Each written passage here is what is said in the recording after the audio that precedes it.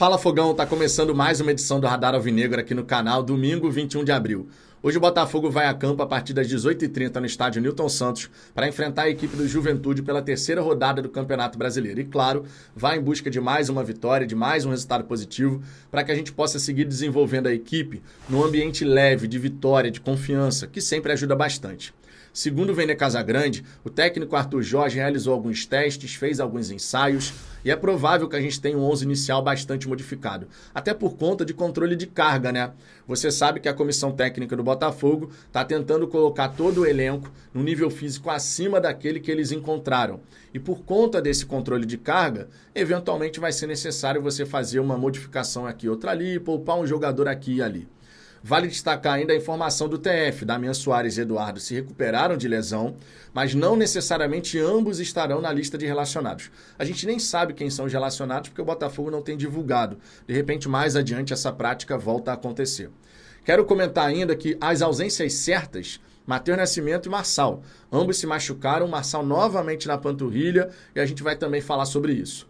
E um último ponto que eu quero destacar aqui é o lateral esquerdo cuiabano. Ele já está no Rio de Janeiro, já foi anunciado nas redes sociais do Glorioso e ele deu as suas primeiras declarações como atleta do Botafogo. Eu quero trazer essa declaração aqui para você. E para não esquecer, claro, ponto forte da equipe adversária. Juventude não vem ao Rio de Janeiro a passeio, começou bem esse Campeonato Brasileiro, empatando fora com o Criciúma e vencendo em casa a equipe do Corinthians por 2-0. E no Rio de Janeiro vai tentar aprontar. Precisamos ficar de olho porque tem as suas armas. Só que antes de mais nada, Fogão, antes da gente falar sobre tudo isso, deixa o seu like, inscreva-se aqui no canal. Nós ultrapassamos os 45.100, vamos em busca dos 46 mil e com a ajuda de vocês chegaremos lá até dia 10 de maio. Foi o prazo estabelecido aí, tomara que a gente consiga mais uma vez. Sempre destacando a programação do dia, Radar Alvinegro, primeira edição, esse daqui, depois vai ter o Fala Fogão Shorts e às 10h05 da noite, pós-jogo aqui no canal, nossa tradicional live de fim de domingo. Fechou? Vamos em frente, vamos começar trazendo aqui as declarações do lateral esquerdo cuiabano. Ele já está no Rio de Janeiro, chegou acompanhado da sua mãe e do seu empresário, e ao BTB Esportes, ele falou o seguinte, abre aspas, estou muito feliz de estar chegando no Botafogo, um clube grande como esse. Venho para agregar e ajudar o grupo, bem motivado. Torcedor do Glorioso, pode confiar em mim, no meu potencial. Vou tentar dar meu máximo, trabalhar bastante e, se Deus quiser, vamos conquistar alguma coisa esse ano. O cuiabano, você já sabe, ele está chegando ao Botafogo numa transferência que está avaliada entre 7 e 8 milhões de reais. O Botafogo está adquirindo 100% dos seus direitos econômicos e acredita no desenvolvimento do atleta. É verdade que de setembro para cá, o cuiabano teve 3 lesões na mesma coxa, mas isso, honestamente, pode ser desequilíbrio de carga, cara. Tem um exemplo que é clássico sobre isso, que é o do Alexandre Pato no Milan. No Milan, que tem uma baita estrutura, profissionais de alto nível. Sabe o que aconteceu por lá? Não sei se você lembra, vou te relembrar aqui agora. No Milan, o Pato toda hora tinha lesão na coxa. Toda hora a mesma lesão. E aí no Corinthians, em 2012, foi diagnosticado que ele tinha um desequilíbrio muscular entre as duas pernas. Uma perna era mais forte que a outra. E isso, claro, gerava uma sobrecarga, que gerava lesão. E no Milan, isso não foi corrigido, porque lá no Milan, eles não faziam trabalho de prevenção na época de longo prazo, assim, sabe? Vamos prevenir lesões pensando não só no curto prazo, mas também no médio e longo prazo. E acabou que isso se tornou uma constante para o Pato lá. E aí, quando ele conseguiu equilibrar isso, as coisas começaram a melhorar para ele. E no caso do cuiabano, não estou dizendo que é exatamente isso, mas existe sim uma chance de ser um desequilíbrio muscular. Você tem um desequilíbrio de carga, isso gera um desequilíbrio muscular e desequilíbrio muscular, por consequência, numa intensidade de esforço físico, gera lesão. Setembro, janeiro e fevereiro, a mesma lesão, com um agravante. Em janeiro foi grau 1, em fevereiro foi grau 2, a mesma lesão. Então, no Botafogo, claro, a nossa comissão técnica, o nosso departamento médico, núcleo de saúde e performance, vai precisar prestar bastante atenção nisso. Mas por ser lesão muscular, e também considerando que o cuiabano é um atleta de 21 anos, jovem e tudo mais, acredito que o Botafogo vai conseguir colocar o cara na ponta dos cascos para que ele possa nos ajudar em campo da melhor forma possível. Agora, Fogão, um outro ponto que eu quero destacar aqui, por falar em forma física, né? Matheus Nascimento e Marçal. Ambos tiveram lesão, o Marçal de novo na panturrilha, já virou um problema crônico, né? Já dá pra gente cravar isso aqui. É um problema crônico do Marçal, toda hora lesão na panturrilha. E no fim do ano, cara, no fim do ano não vai ter jeito, não tem nem como você pensar em conversar sobre renovação, porque é um jogador que recebe um salário altíssimo e não vem conseguindo contribuir dentro de campo. A verdade é que aquele Marçal de 2022 não existe mais. Tanto é que a gente contrata agora o Cuiabano, porque a gente ia ficar só com o Hugo e com o David, que foi inscrito, inclusive, no Campeonato Brasileiro, mas é um garoto ainda, tá cru, né? Sim, todos são garotos no fim das contas, né? Cuiabano, Hugo, David, o mais experiente seria o Marçal. Mas pelo menos Hugo e Cuiabano já tem essa vivência de profissional muito mais do que o próprio David, né? Agora, Matheus Nascimento, cara, um azar danado, né? Teve a chance de jogar, teve a chance de entrar em campo, fez uma boa jogada e nessa boa jogada ele acabou se machucando. Foi uma lesão grave. No mínimo 4 meses afastado, lesão na coxa. No mínimo 4 meses. Já o Marçal, pelo menos 4 semanas. Novamente a panturrilha. O que a diretoria do Botafogo vai fazer, eu não faço ideia. Agora, eu, particularmente falando, no fim do ano, ó, Marçal, obrigado, tá? Obrigado pelos serviços prestados aí, mas cada um agora segue o seu rumo. Porque não tem condição. O Marçal, toda hora, ele tá ausente e a gente não pode contar com ele. A fragilidade física do Marçal nos impede de contar com a melhor versão do lateral que a gente contratou. E se isso não é possível, cada um tem que seguir pro seu lado. Pelo menos essa é a minha opinião. Agora, quem está de volta é Damian Soares e Eduardo.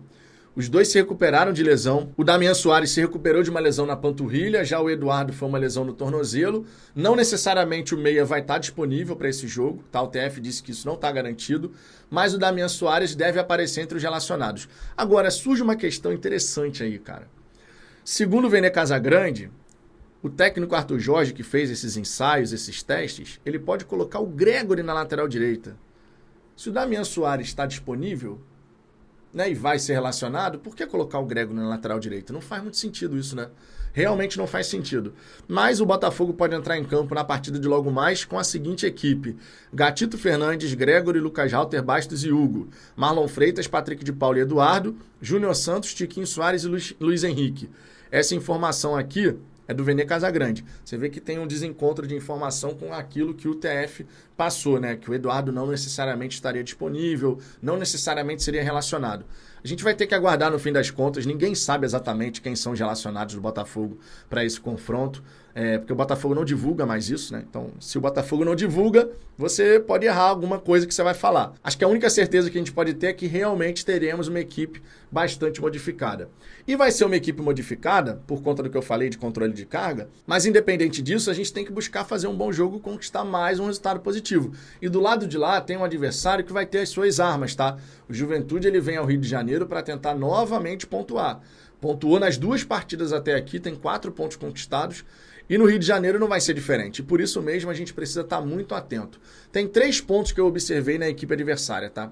Primeiro, o Jean Carlos, que é muito bom jogador, todo mundo sabe disso. Tá tendo essa chance de jogar a Série A depois de tantos e tantos anos no Náutico, né? Finalmente está tendo a chance de jogar Série A.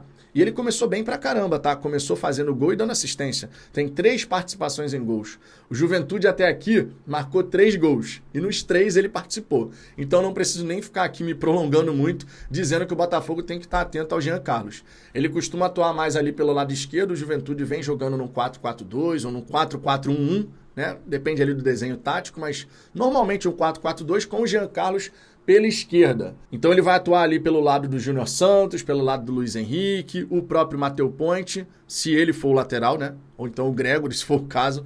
Mas vai ter ali o Jean Carlos, que é um jogador perigoso, mas ó, de vez em quando pode aparecer lá do outro lado. Contra o Criciúma, ele fez o gol vindo da direita, tá? Da direita para dentro. Então não necessariamente ele vai estar preso na esquerda. Mas é bom ficar de olho nele, porque realmente é bom jogador e começou muito bem essa edição do Campeonato Brasileiro.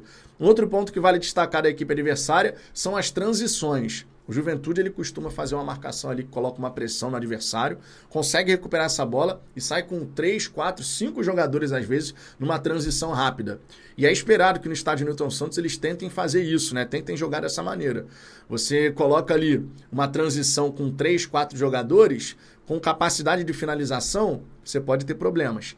E olha, por falar em capacidade de finalização, esse é um outro ponto que eu pude observar. O Juventude arrisca muito de fora da área, irmão. Mas muito mesmo. Só para você ter uma ideia, nos jogos que eu pude analisar, e olha, eu peguei lá do Campeonato Estadual, tá? Da semifinal do Campeonato Gaúcho para cá. O Juventude, normalmente, do total de finalizações que eles fazem num confronto, metade é de fora da área. Normalmente. Você pode ter ali uma diferença numa partida ou outra. Ah, foi 8 finalizações dentro da área e 6 fora da área, mas normal, metade. Então, se abrir de fora da área, eles vão tentar o chute. E vão tentar com vários atletas, tá?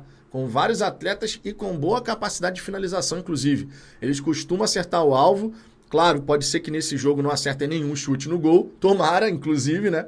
Mas eles costumam ter um bom índice de aproveitamento nessas bolas batidas de fora da área. O Jean Carlos é um deles, tá? E o Lucas, que é outro jogador de meio de campo, também.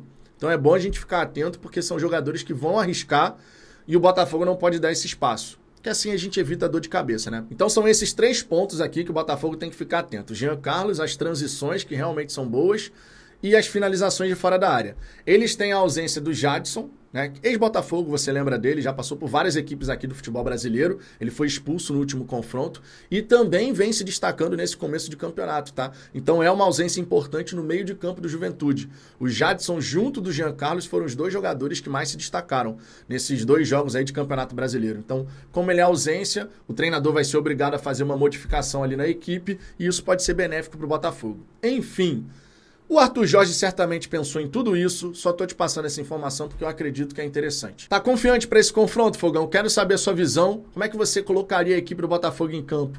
E essas modificações aí que o Arthur Jorge deve fazer, tu acha que vai dar certo? Eu acredito que é necessário. E vai dar certo? Vai, porque o Botafogo joga em casa e em casa vai ser o nosso porto seguro, a gente vai conseguir mais uma vitória. Deixe seu comentário aqui embaixo, quero saber sua opinião e lembre-se, daqui a pouquinho vai ter o Fala Fogão Shorts aqui, mais um vídeo aqui no canal com mais informações para você. Fechou? Um grande abraço e até a próxima.